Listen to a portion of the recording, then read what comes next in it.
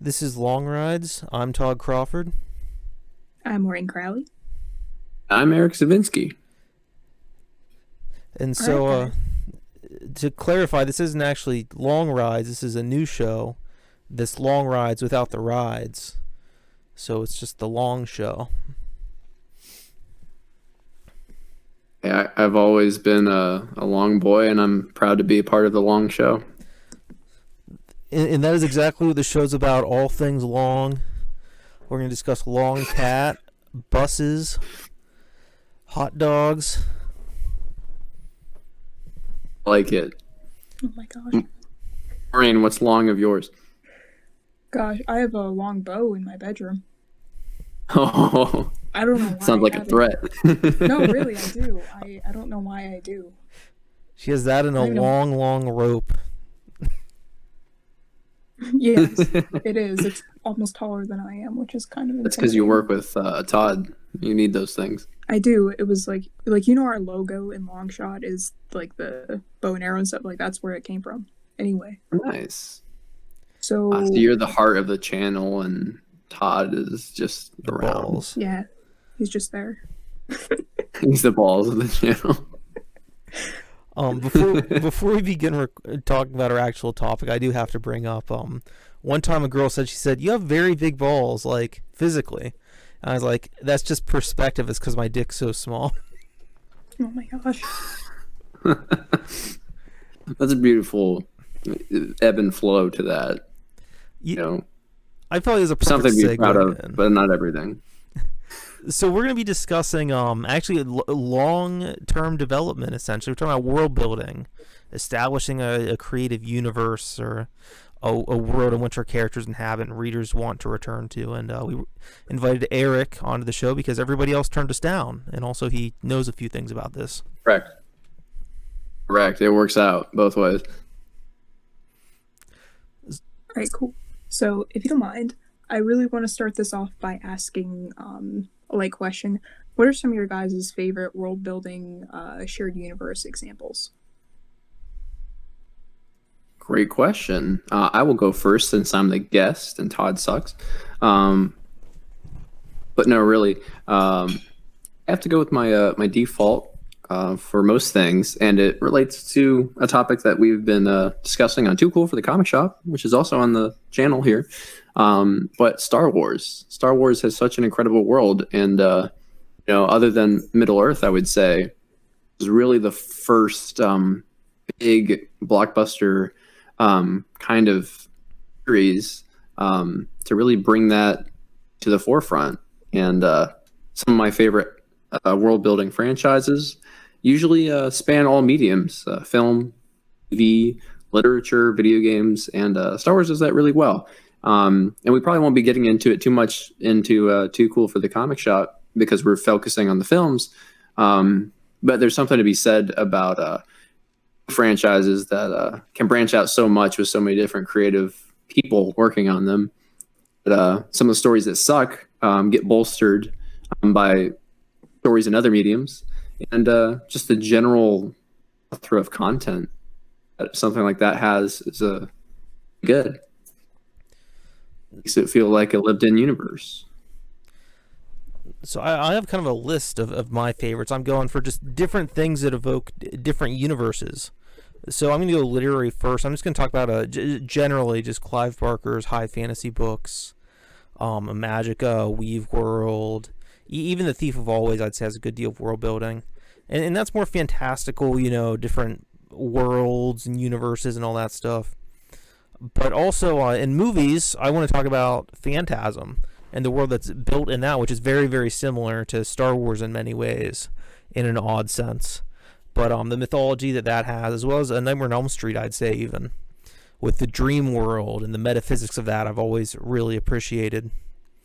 Other than that, I'm going to bring up a weird one, but I'm going to bring up a TV show just because I'm watching now, Friday Night Lights, because that does create a world, and we don't consider real world stuff world building, but it really is, and the culture demonstrated in it, which is largely taken from, of course, the book from the same name, but this is a fictionalized account, And just things like the radio broadcast Slam and Sammy, the handheld cinematography and the pastoral locations, and just this rural romanticism of the town of Dillon and the characters. It's just a world that I always look forward to being in. And it actually employs a lot of the same techniques as George Lucas in some ways with the camera work. For instance, in Star Wars, George Lucas would he has some camera shake. He films the world in Star Wars like a documentary in some ways with his camera movements to make them seem more spontaneous when something happens or more lived in. And it's just a subtle thing that plays on your subconscious, but that kind of cinematography just elevates it to me and makes it that much more believable. Maureen, what are some of your favorite worlds? I would say one of my favorites is, of course, C.S. Lewis's Narnia.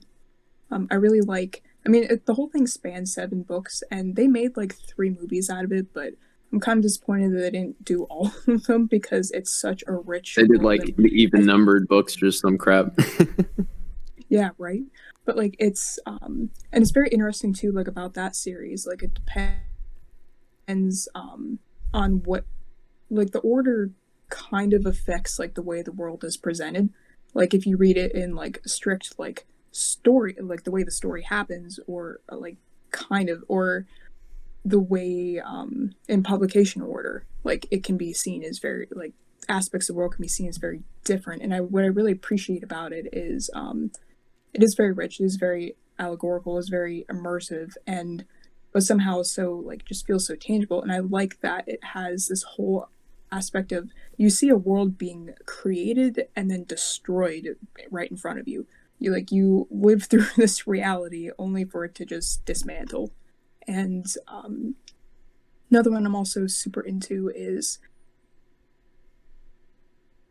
Avatar. I'm surprised Eric like we brings up. I was gonna bring it up, but I only wanted to do one, so you and I are shared mutual on this one. Yeah, I really like the original Avatar series that aired, when we were kids with Aang, and then of course like Legend of Korra, and how they kind of play off and expand on one another, and of course like the whole expanded universe with all the books and comics. And I think they made like a few games with it, right? Or no?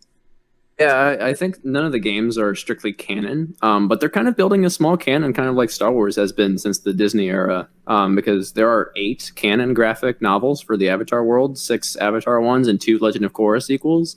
Then you got 2 shows and 2 Kyoshi novels, one of which I'm reading now. So they're kind of building a small canon. Just real quick, I felt like, especially reflecting on it now that the shows have like reached new audiences in the past year, it really does feel like a modern animated kind of Star Wars feeling. I think that's what the feeling really was, with the whole themes of found family and a fantastical world that was really big, obviously contained in just one planet. But you explore the entire planet. You explore all the cultures on the planet and all of its I can't say that word today, but you know what I'm talking about. Yeah, I got you. And they do that really, really well. They're not afraid to expand it. And since it started out as a TV show, I totally agree. I mean, you have 7 seasons of television that continuously explore new parts of the physical world and the spiritual world. And then just the bending ties into all of it really well also. Right. And I really like and I know I've talked to you about this so much, and this could be like an entire separate video, but I really like the level of attention that they have to characters and how they change over time, and how like the world affects them and their traits and their arcs. And like the whole, especially in Korra, like the whole benders versus non-benders, that doesn't really get covered a whole lot in Avatar, so it kind of expands, a lot of aspects of Korra actually expand on different sections of the Avatar world that don't really get covered, like that whole season 1 conflict and of like equality between the 2 parties. And then you have like more background on how the Avatar line started and how the elements all, how people became benders, and it's kind of really interesting and a neat dynamic that you don't really get. So that's something I really like about the shared universe. But Can I bring up Is you have a good world when you have when the themes of the world play off of the themes of the characters and their arcs. Right. And you have a world that's structured in such a way that it can naturally play off themes of privilege and equality. You just really got to give it a little push in a certain direction, Right. and all the pieces are already there because they kind of got into it a tiny bit in Avatar, but then they used the sequel show to explore kind of some more mature themes like that, which I think is also the sign of a good world. It's kind of evergreen, Exactly. constantly changing, but still the same. Exactly. It feels very timeless. Agree. Can I bring up a weird example of world building that works and does not work for me? Sure. Yes. So I really enjoy Brian Lee O'Malley's graphic novels. He's most known for the Scott Pilgrim series. I think there's 7 books in that one. And I love those books. I think they're very fun. I mean, I haven't read them in years, but like in high school, I loved them. But the movie, I hate. And there's a lot of reasons for why one works and the other doesn't for me. I think, and most of it's tone.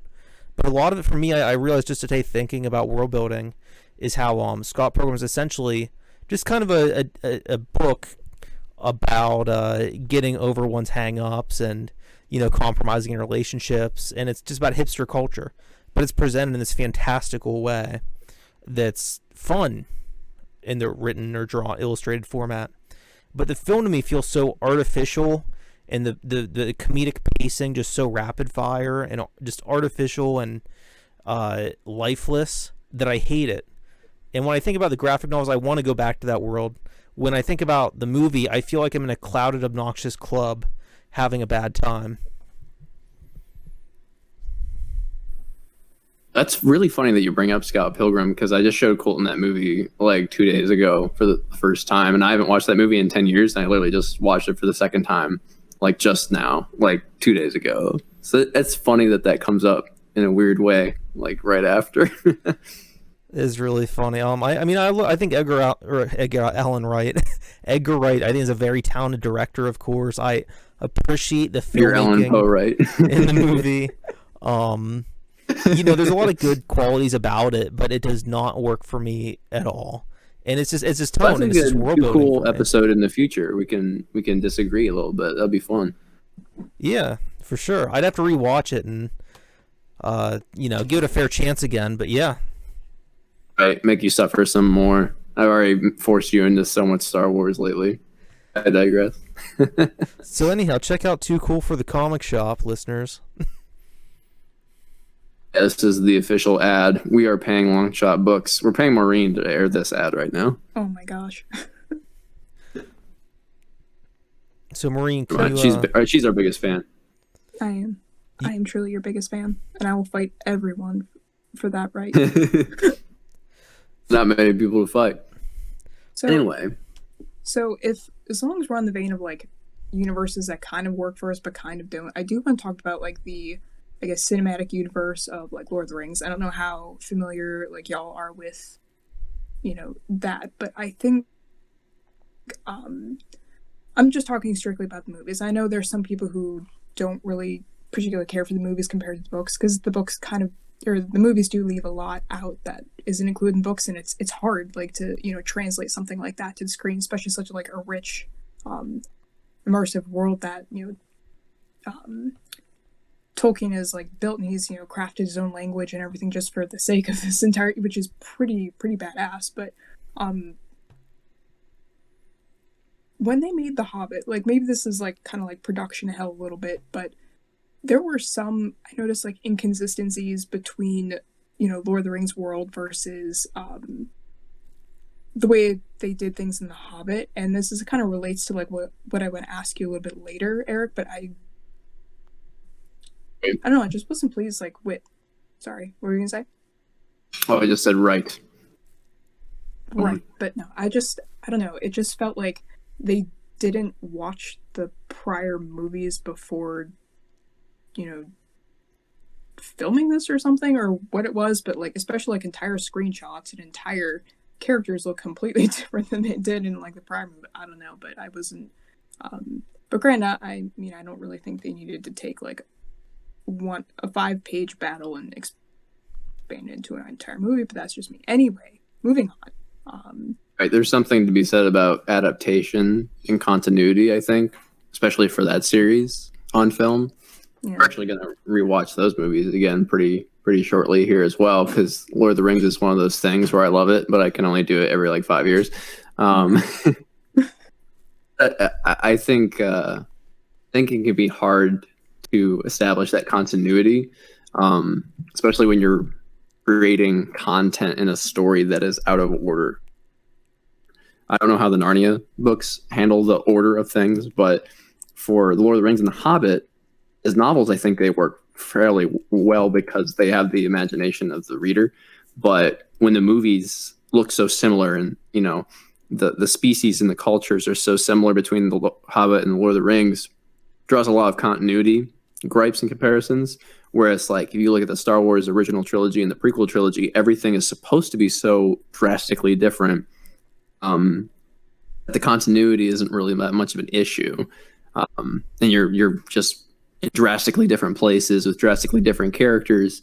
So I don't know if that gets to the core of some of your hangups for the Middle Earth franchise, but I kind of have similar hangups, I would say. Yeah, no, I can see that. I mean, for me, a lot of it was like issues with like production and, you know, the way characters are versus, you know, book and movie, and like prior movie to this movie, like it just kind of like where Bilbo finds the ring in Lord of the Rings is slightly different than in The Hobbit, and like as far as like even the way the characters are designed, like aesthetically, or it's just very, you know, back in Lord of the Rings, like as far as like production and everything goes, like they used a lot of prosthetics, they used practical effects, and they just kind of switched to like CGI. They relied heavily on it. As far as like the orcs go, like the orcs are like all of a sudden like 7 feet tall. I'm like, how is this, like, did they shrink over the years? Like maybe it's some kind of evolutionary thing. I'm not really paying attention, but it was just something like small like that. Like I know it's pretty stupid for me to get hung up on, but I remember watching this with my dad and we were very displeased with that. And anyway, I digress. But so it is continuity, but like almost like production continuity, like doing things the way that they have already been presented to the audience. Right, and I don't entirely like blame like Peter Jackson for that. I know like back when he first like filmed more, because they did like each movie like one per year. I mean, they really cranked that out. So like I know he was so incredibly burned out by the end of production. He had no intention of ever making the Hobbit movies, even though he talked about it at some point. So I kind of see like the whole like cutting corner aspect. I'm like, you know, when you go in expecting Lord of the Rings and you don't get it, you're just kind of bummed about it. Right. Even like as far as like it doesn't have like the same spirit of Lord of the Rings that like everybody I know kind of loved, or even like the same spirit of like The Hobbit. They just added characters, they added stuff that just doesn't really like fit with, I don't know, the universe, but it just, I know, like when they added, gosh, I don't even remember her name, but she played in Lost, like the actress eventually played in Lost. Yeah, her character I think was added, and they had this weird romance thing that didn't go anywhere. Anyway, the elf that they fabricated for really no reason. Yeah, that's a famous example of just unnecessary kind of padding. Yeah. The movies were long enough as well, which it's just kind of like, create something in a world if it doesn't have a purpose, right? Right. So, moving on, what do you guys think the appeal of writing books in a shared universe for authors, and what do you think the appeal is for readers of exploring and investing time in a shared universe or world building? That is a good question. Honestly, I can probably speak from experience, just the reason why I find it so appealing, because the reason why I've been writing one series for several years is because for me personally, I want to create stories that have a point, that have a meaning that you can glean from individual entries. But if you consume all of them, they have this bigger, larger meaning. So to me, it's kind of like the layers of storytelling. That is for me, the number one reason to create a series. I think that should probably be most people's aims in creating worlds and series. Because sure, all the gimmicks, all the characters, and the creative quirks of a world are fun. They can certainly draw you in and immerse you into the world. But if you don't have a story to tell that necessitates such a length, whether it's 7 books or 3 books or an expanded universe with movies and games and whatever, if he doesn't have an overall point, at least for me, I kind of get lost. And that's why some world building endeavors, either in video games or comics or something, if they don't have like an overall sense of scope and what they're trying to accomplish from a storytelling perspective, I kind of don't really care as much. So I'm probably gonna just like repurpose the question and just take it my own direction, but I want to shoehorn some bullshit into the video either way, and I'm gonna broaden it up to ask, instead of like, I guess, what the appeal is for shared universes, but also like, because I want to discuss how universes aren't just the MCU or the DC universe or Star Wars at large, you know. I want to bring it into also like, why do we watch, well, I don't anymore, but why do most people watch every Wes Anderson movie that comes out? Why do we watch every Woody Allen movie? There's not returning characters. You know, the same actors play different people. And really what it is that, and why do writers like doing universes like, you know, J.K. Rowling doing, I don't know, Harry Potter stuff, the new series that she's doing. Fantastic Beasts series. That's it, thank you. Why is she doing Fantastic Beasts after Harry Potter, and why did the fans, the ones that do want to see it, which is still many, even though it's a divisive trilogy or whatever it may end up being, why do they want to return, even though the characters aren't returning, even the stories aren't returning? And I think what it is that we love that perspective. We find something about the tone of the world very attractive. I mean, when I think about like building a universe, one thing that always impresses me is stuff like sitcoms. You don't really think about it, but like Everybody Loves Raymond is a universe. Friends is a universe of its own. BoJack Horseman is a universe. That's a little more fantastical, but nonetheless, South Park is a universe of its own. You know, I mean, I think each Rolling Stones album, why do I like listening to different albums? I want to listen to more, even though this album doesn't have the songs I liked on the one I've already heard, because we love that perspective. We love that tone and that feeling. So even though we may not be, you know, meeting the same characters or seeing them in the same capacity, or it's telling a different story, there's just something there that is very welcoming to us that we keep coming back for. Right, and to branch off that further, I would say that, you know, we might be able to think of that as in, this is the director's universe. I'm coming back for this director. I'm coming back for this band or this artist. But you could even track it in a different way. You could look at it like, I have an unofficial fan universe called my Jake Gyllenhaal universe, where I have like some of his favorite movies that I like to rewatch. And it's across different directors and different genres of film. To me, that's a universe as well. And I think you can just kind of trail that as any, you know, viewer of entertainment, whichever way you want to interpret it. Yeah, to reel back into literature, since we're publishers, so I have to act like I read books. You know, and Charles Bukowski, his poetry, his short stories, his novels, a lot of them are told by a central narrator character, Hank Chinaski. But, you know, a lot of them may just be an unnamed I. And it's usually just the same kind of world. It's very similar to, Maureen, you're always talking about Robert Cormier. I hope I said that right. And American Splendor and stuff like that.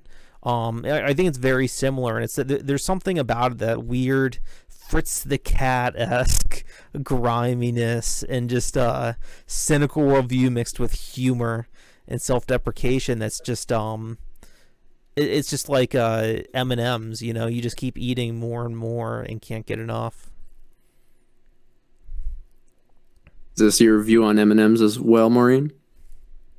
Oh my gosh, yeah. She was eating M&Ms when you asked. Yeah, I had to like stop. Sorry for the pause. I was like, like double fist. Also, just for M&M's pause during all. No, I'm kidding.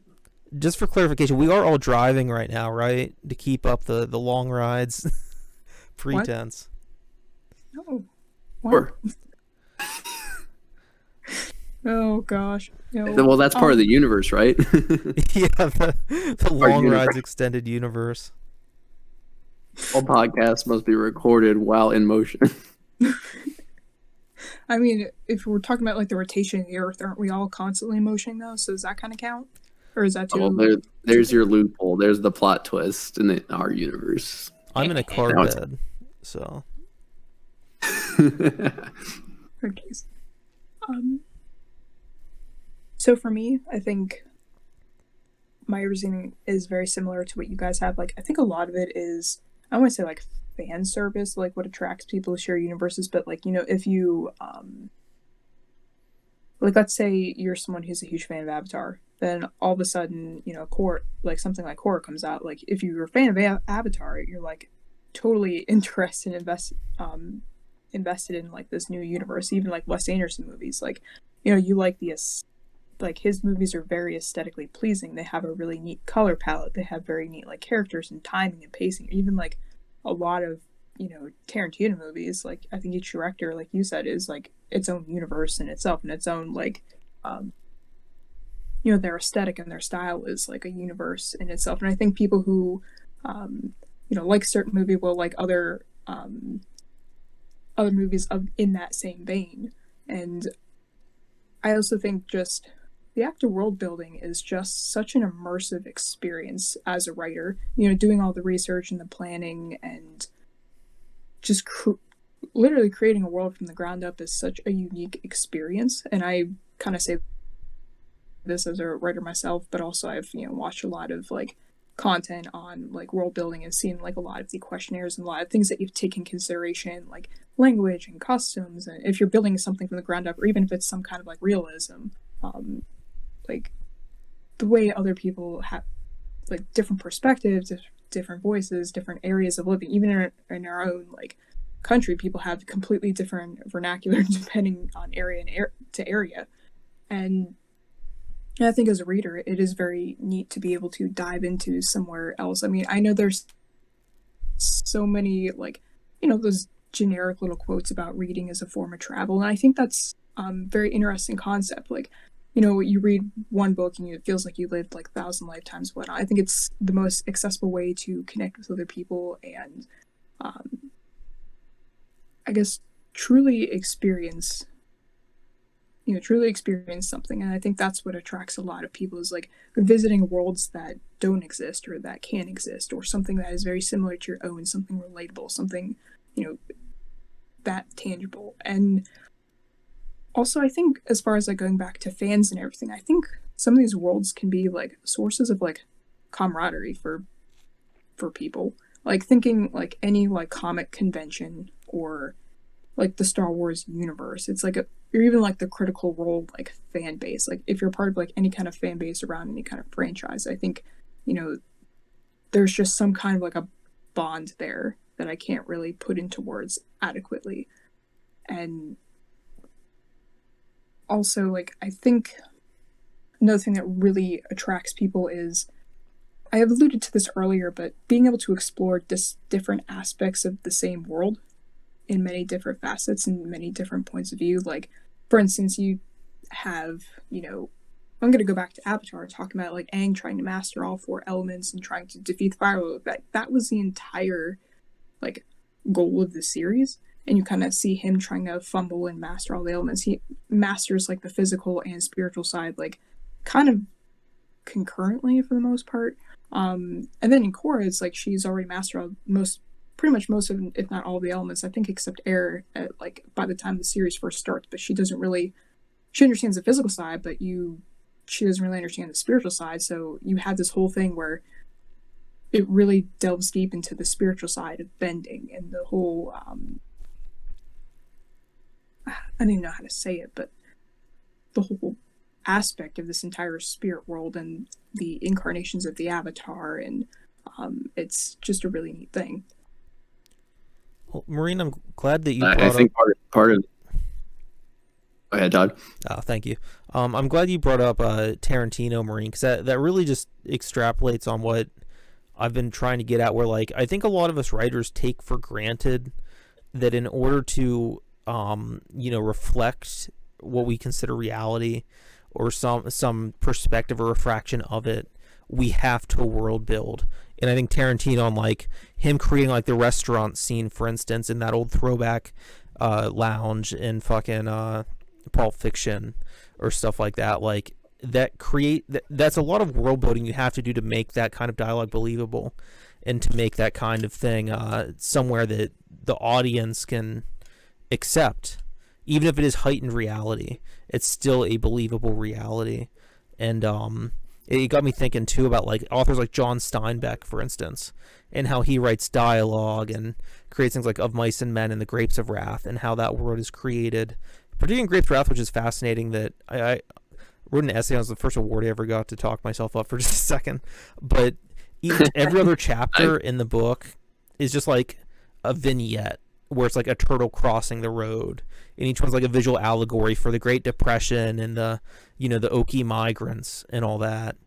And so he has a really interesting way of world building in that book. But we also forget about Stephen King's books are all interconnected in a very convoluted, overcomplicated way, but it's really fun. And he takes stuff as simple as a girl's psychic and goes to the prom, a dog goes rabid.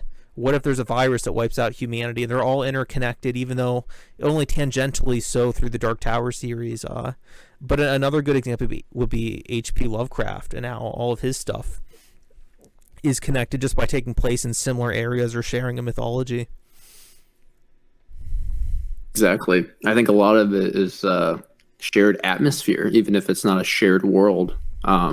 It's like Stephen King kind of skirts the line between those two, I would say.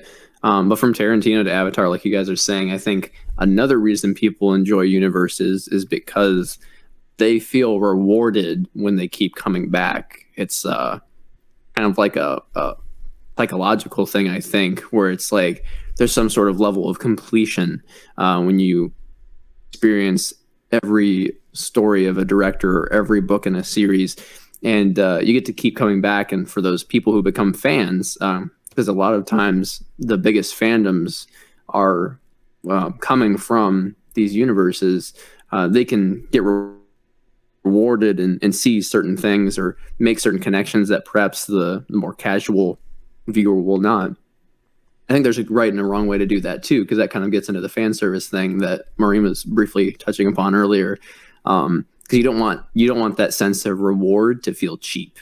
Like you don't want Finn in The Force Awakens to like pick up Luke's like ball that he was like fighting with in A New Hope and just like shove it into the camera. Like that's like cheap.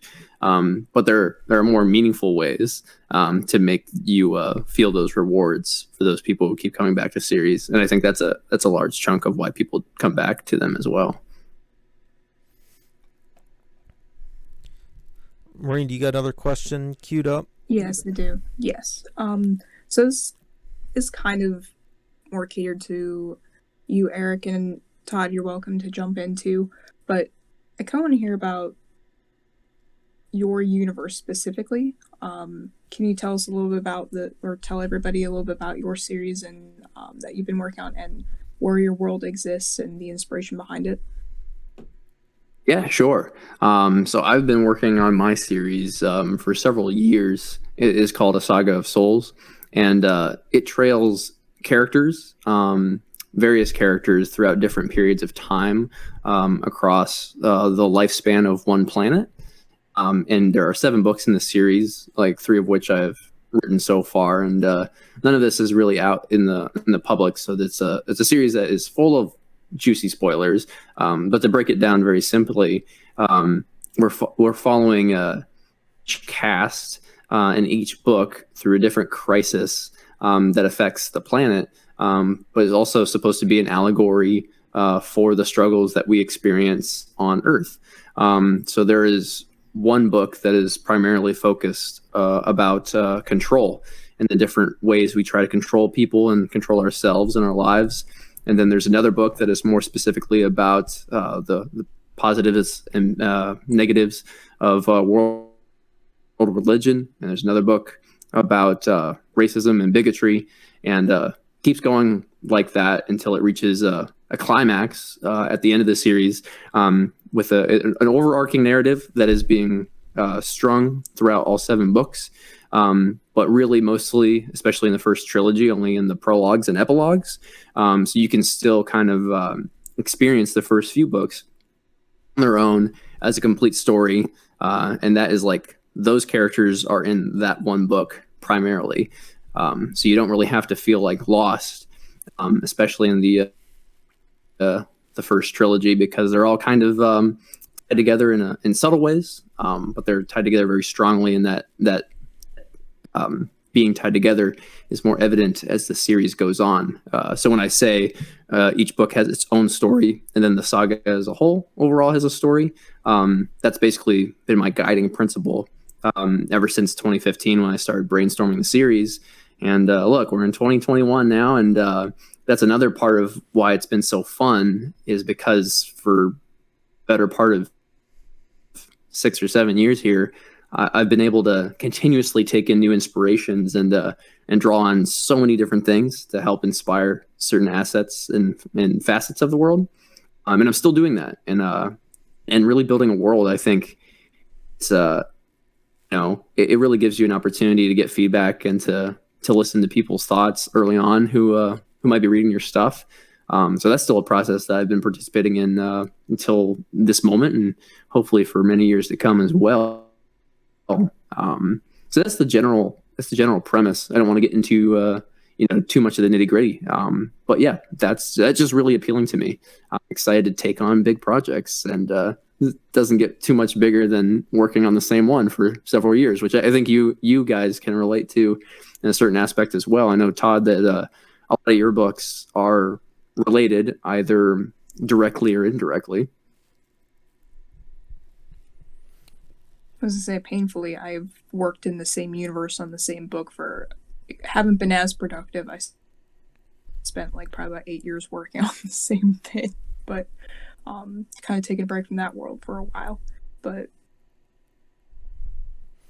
so it becomes the world that's in your mind. Like, you got that ownership though for all those years, which is a really fun feeling, I think. Yeah, I guess. No, I guess you're right. For me, I think I just spent so much time eating, sleeping, and breathing the world, and like kind of getting lost, like walking around, like down the same hallway back and forth. It feels like, so I'm kind of like ready to embark on something different. But I think in a way it's weird, because like once I officially finished it like this January, and it feels like the end of an era. Like literally part of my life is just gone. It feels so like I don't have this anymore, and it just kind of bums me out, but it kind of excites me. I'm not really sure how to feel about it. But, right. Yeah, like what do I do now? What do I do? Please tell me what I do. It sounds like it's kind of bittersweet for you. Yeah. Oh yeah. I think as audience or readers or listeners or whatever, a shared universe or a universe, whatever you want to call it, an ongoing continuation of themes in a manifesto or whatever, you get almost dual citizenship. Like I think that's one reason that Star Wars fans go back for any bullshit that's thrown their way, despite like decades of disappointment at this point. Whether or not you like everything or not, I think every fan has not everyone's a fan of the Star Wars Holiday Special or some of the extended universe novels and etc. Or Star Trek might even be a better example. But I think the reason that people love it so much and are so dedicated is because it becomes a culture. And like I said, it's like a dual citizenship, and they relate and connect with people who also feel, they feel kinship with that culture. They identify with it. And so I think that's a large part of it. And I think that when you're creating a universe from the artist's end, and I'm really not any kind of expert on this. I mean, I wrote fantasy when I was younger. Anymore, I write about a land far, far away called Ohio in more recent years. But but I think that when you're writing a universe and creating this kind of a world of your own with characters that speak a certain way, like Aaron Sorkin, for instance, I don't know if you guys knew this, he actually meters his dialogue so that it has a certain flow, like poetry. So like The Social Network, like it's mathematical, the way the characters interact, and that's so intentional, and it contributes so much to what makes his dialogue work for some people the way that it does, despite being so specific and kind of elevated compared to realistic dialogue with like I'm doing now, ums and awkward pauses and so on. But when you're the writer, you're the mayor of this universe rather than just a citizen, which is kind of exciting in its own right.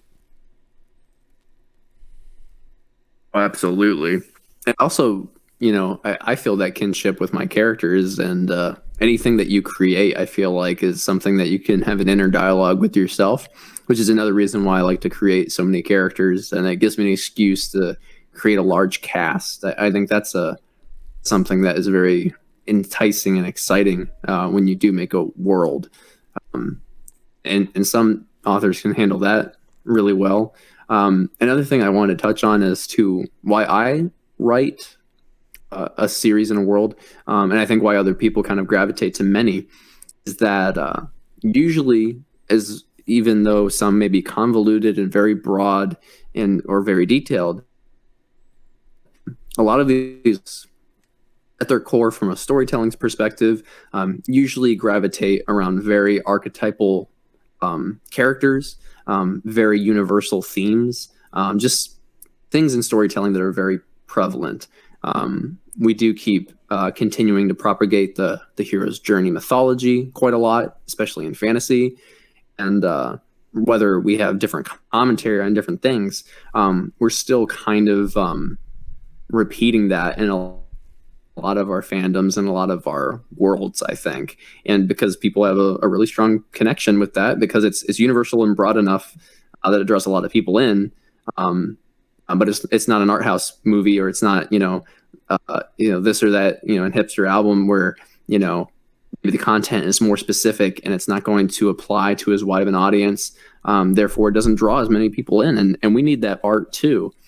I think interesting thing would be for more universes, more worlds out there, and obviously not just the superhero sci-fi fantasy worlds, but just more worlds in general, to tackle more themes and more aspects of life that are not quite as universal. And I would like to see that going into the future of authors and writers' world building. One thing I'll add in real before we go on to the next topic is a quote by Clive Barker where he says that he sees himself essentially as a journalist, and he goes into his imagination, and it's almost like he'll interview the character. He just documents what he sees happen and just lets the story play out and merely just transcribes it. And I really relate to that in the sense that how I approach writing with my stuff without getting into the details is essentially that what happens to the characters is happening whether I write it or not. It doesn't matter if I write a book with what happens to this character or that one, or if it's included in offhand detail, or if it's just called back to at a later work. That event happens. The only difference made is whether or not I document it. I feel that same way. Absolutely. Especially when you have an idea of a story in your head for so long, which I'm sure the three of us have for a lot of our work. It really is just kind of archiving it and making it official and putting it out there when you're writing in a lot of ways. So I feel that on a very deep level. So, Eric, I know you mentioned having large casts of characters, I guess. How do you keep track of each character, from book to book, or just within its own internal story? So, your timeline isn't like Kingdom Hearts-esque or Marvel-esque where everything is all over the place, or is that something you kind of just let readers sort it out, or how do you track and manage and plan your books out?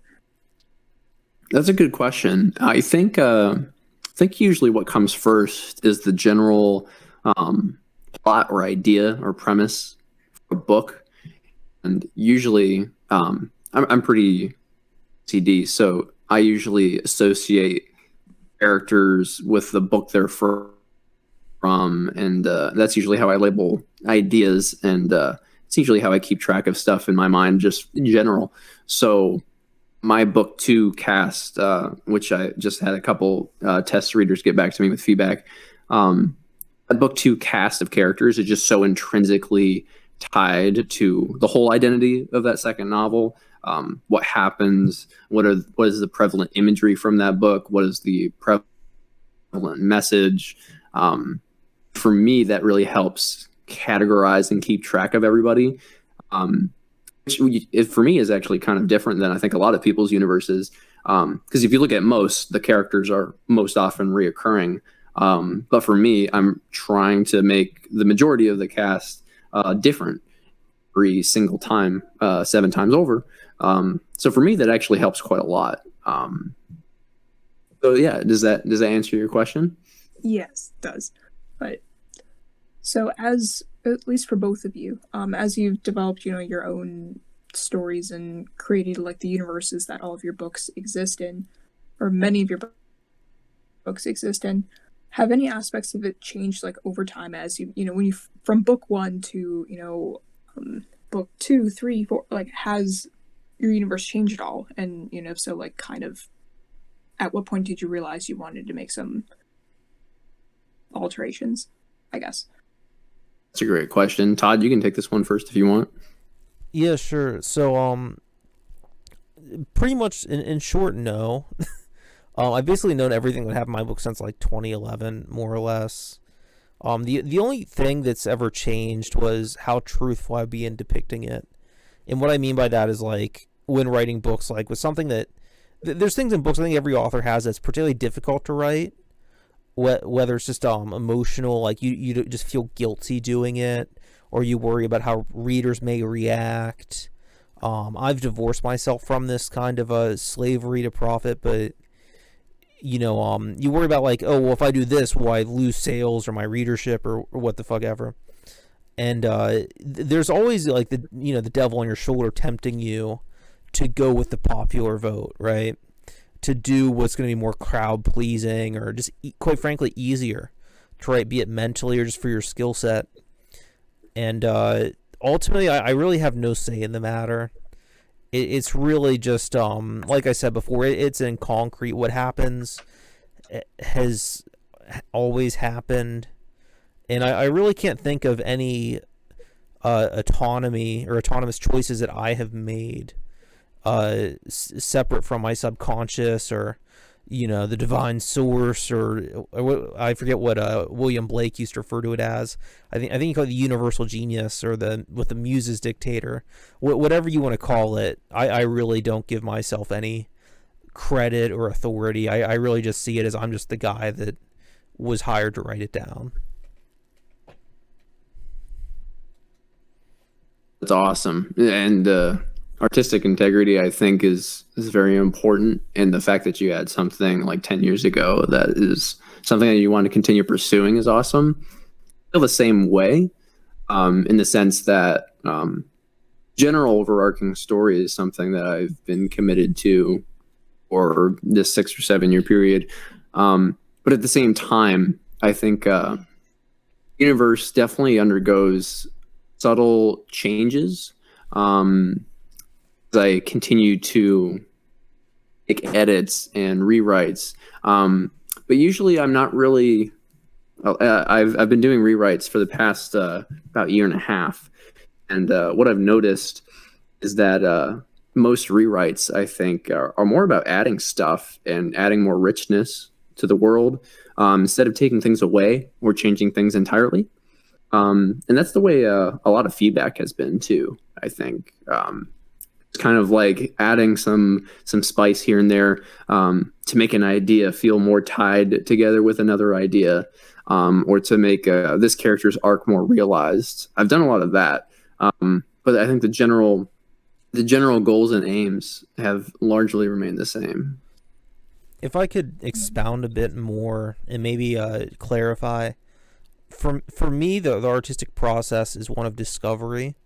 So I know the broad brushstrokes, right? It's almost like it's gonna be a mixed metaphor. It's gonna not totally function, but it's almost like Plato's allegory of the cave, where I could kind of see the shadows in the wall, and then once I'm actually writing it, it's like I'm unshackled, and we have a flashlight or a cell phone light or whatever, a cigarette lighter, and I'm trying to. I have on the walls. I'm looking at once again mixed metaphor. I'm going from shadows to hieroglyphs. but I'm looking at it and transcribing what I see in the walls, and at some points it's like, oh wait, this character, where it's like, oh, I know the archetype of this character at this point in his or her life needs a love interest, and I think I know it has to be there structurally, but I don't know who it is, and then I was, oh, this character from this other part of the book or this other book clearly has to be this character, or this character from this other book has to be the antagonist or supporting character in this one as comedic relief, and it's not one so much of choice so much as one of discovery. That's a great way to put it. I think continuing to discover like your potential as an artist and as the writer, making things just better over time, probably the most invigorating thing that I've felt in the process of it all. And Maureen, do you have anything to say on the subject? Oh gosh, honestly, no. I don't really think I do, because this was kind of like the first novel I've ever written, the first book I've ever written. It doesn't really share any kind of like aspects with anything else I usually write. Like for me, my works don't really relate to one another in any way, because I guess for me, I'm not focusing as much on creating like a universe or creating any kind of reward, which I guess I probably, in some regards probably should. But for me, I play around with concepts. I play around with, experimenting with structure and form, and I sort of build my story out from around that. And, like you, Todd, I kind of have like an idea of where I want to go, and it is very much like an allegory of the cave, and like each time, you develop more and more, like, where I want to go. I just am not entirely sure where I want to be yet. Like, usually for me, it's like through rewrites, I continue to dig up. It's kind of like an archaeology project in some ways, like, I guess an excavation, I guess for me. It's, I know I'm supposed to be digging this hole in the ground, and there's probably something in there. And each time I go back through and each time I rewrite, I continue to dig up more and more in this grand scheme of a story. But so as far as crafting universe goes, and this is something I kind of see in fantasy writing, how do you guys sort of prioritize, setting the scene, creating this universe, like sort of setting the tone versus like relaying information to readers about plot and characters and sort of the more thematic stuff? It's a good question. I would say that's probably the most similar to anything that quote unquote doesn't have a world. But I would say that even you, Maureen, in one novel would have a world that you've built. And for me, you have to start bottom up, and you have to set your individual scenes and your individual characters off on their journeys. And then, once things get busier into the second and third acts of a book or the series as a whole, then you start, you make those connections. You establish the tone of each individual piece, I think. Because I try to go for slightly different genres and slightly different tones in each of my books.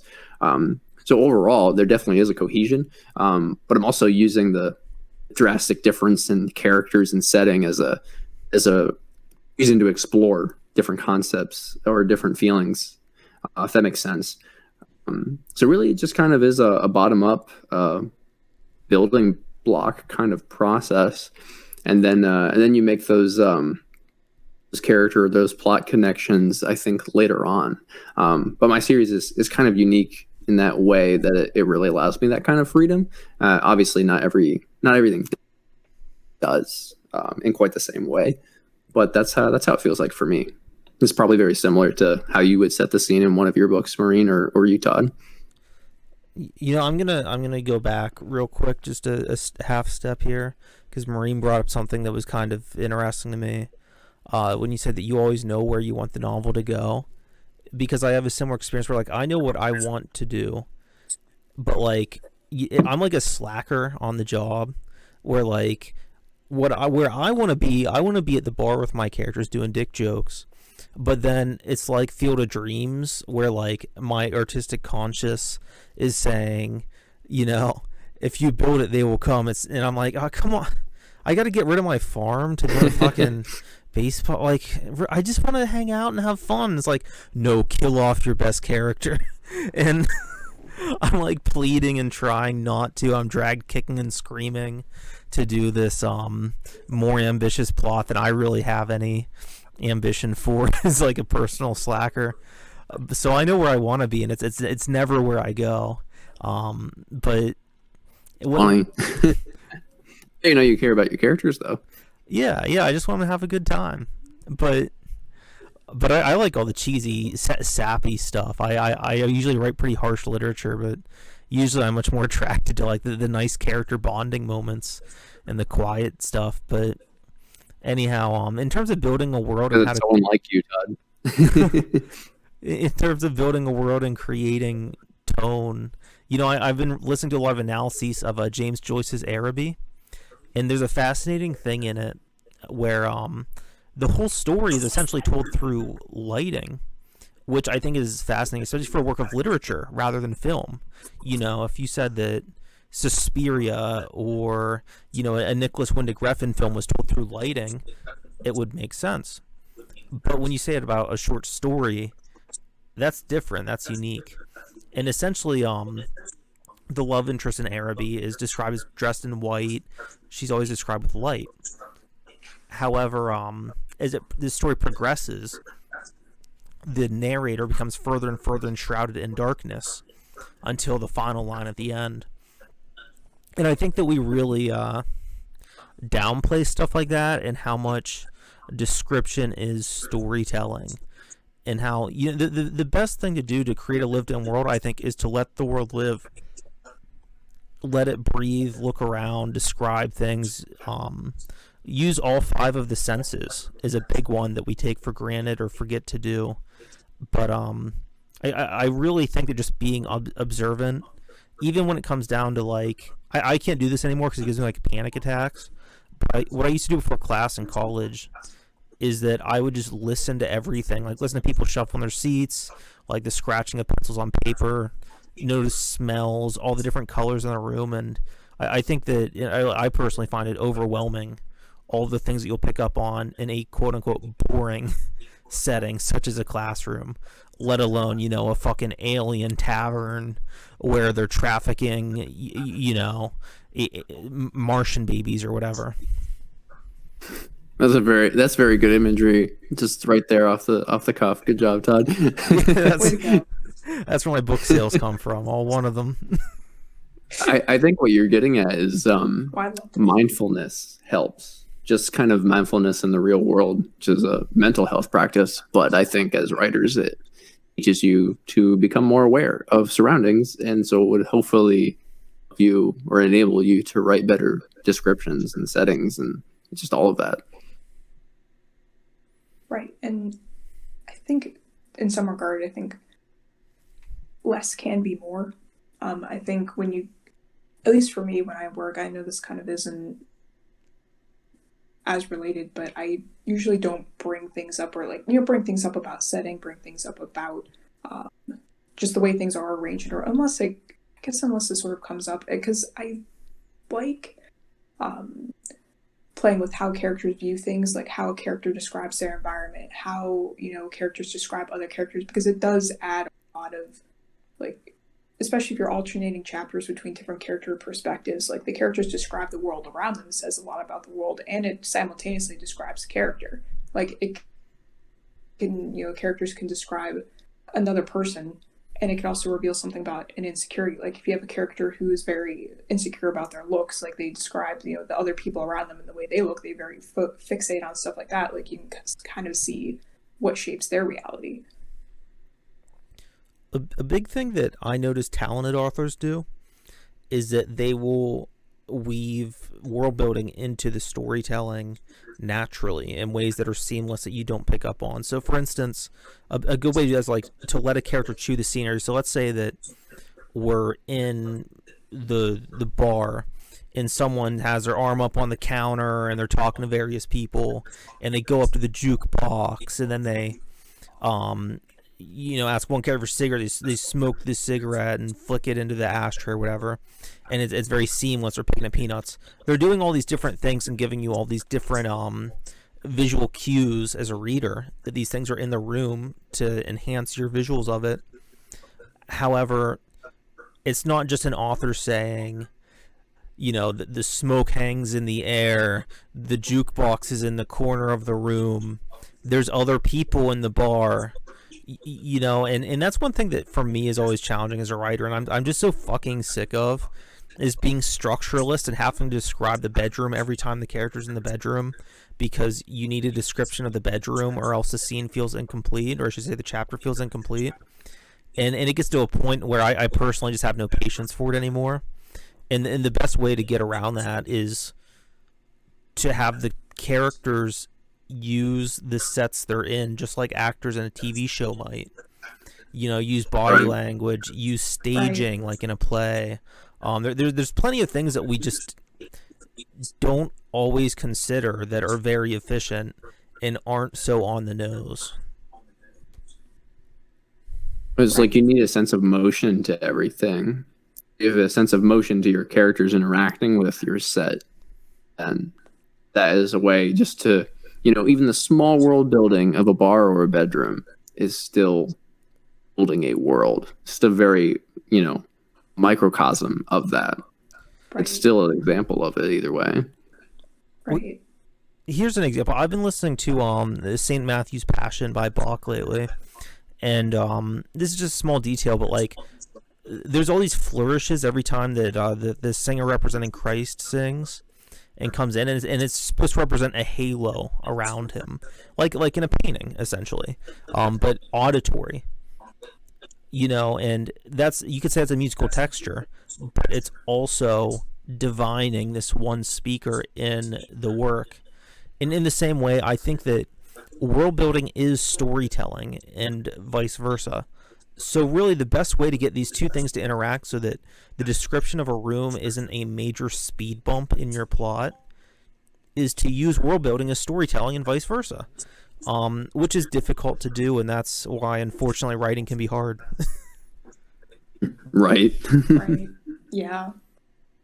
But, all right, guys. Well, that's all I had, unless, you two have anything else you'd like to add. Eric? Just in general, that it's a lot of fun. And I feel like everybody should do it to some sort of an extent. And Todd said things happen without you writing them down. And you don't have to write them down. You don't have to be a writer per se to create a world or to, jump through story hoops in your head, even if it's alternate universe versions of the people you see in everyday life, and just kind of letting your imagination flow where it wants to flow. And I think we too often writers might view world building as like a one-way street. One of the most fun parts of it, I think, is sharing that world that you finally made with other people, even if it's just a few people for some of us, and seeing what they put into it, and seeing that two-way relationship, and seeing what their imagination adds to the world, and what they've kind of come up with, or what they've theorized about what will happen next, or what they've read out of the characters. And that's the most satisfying part. It really is a social network. Writing sometimes can feel so solitary, but I think storytelling in general, it's really fun to invite other people in. And I encourage anybody listening to are doing some of the world building in their own heads, because it can be a very cathartic release for not just us quote unquote writers. I think everybody deep down is a writer out there. So I'm going to actually go on an opposite note and say, if you can do anything but write, do that. I think it was Bukowski that said that, but to quote one of our favorite college professors, Dr. Phil Terman, quoting someone else who I forget the name of, unfortunately, the son was in college and emailed or sent a letter to his father, who was a writer. And the son said, "Dad, I've decided that I want to be a poet." And the father says, "Welcome to hell."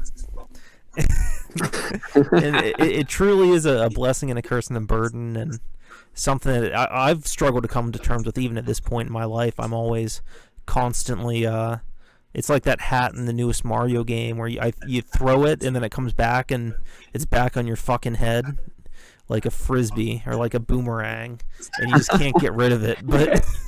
But one thing I want to bring up, because I was hoping to do this a little more efficiently, but I'll just awkwardly throw it in there, is that I just recently read a book, Ghostland, by Duncan Ralston.